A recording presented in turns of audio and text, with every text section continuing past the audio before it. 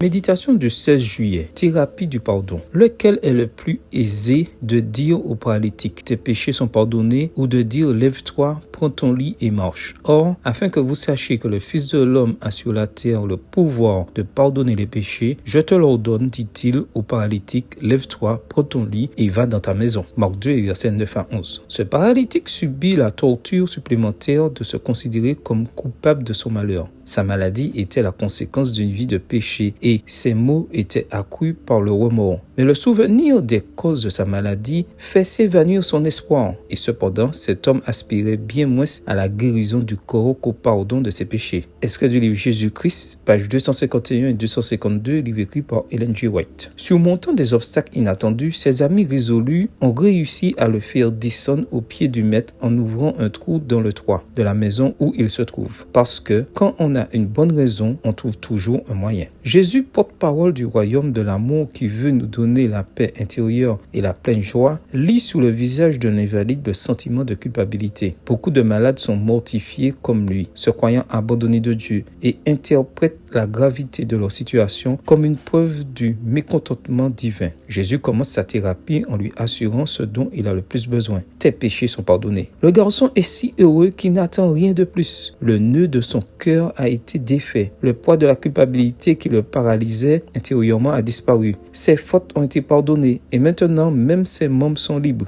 La paix lui est enfin venue. Bien que beaucoup puissent en douter, comme les pharisiens de l'histoire, l'élimination de la culpabilité dans un cœur angoissé par le biais du pardon divin est peut-être la tâche la plus difficile à laquelle une thérapie puisse être confrontée. En effet, elle exige du patient qu'il embrasse véritablement le baume guérisseur de la grâce. Le Christ est venu nous libérer du péché et de la culpabilité. Jean, témoin direct du miracle, écrira plus tard que même lorsque notre conscience nous condamne ou que notre cœur nous fait des reproches, nous devons savoir que Dieu est plus grand que notre cœur et il connaît toutes choses. 1 Jean 3, verset 20. Jésus veut partager avec d'autres les bienfaits de la thérapie du pardon. Que mes attitudes et mes paroles servent aujourd'hui à rapprocher les autres de la réconciliation avec Dieu et avec eux-mêmes. Donne-moi la grâce de partager la joie du pécheur réconcilié et du ciel qui l'accueille. Luc 15, verset 7.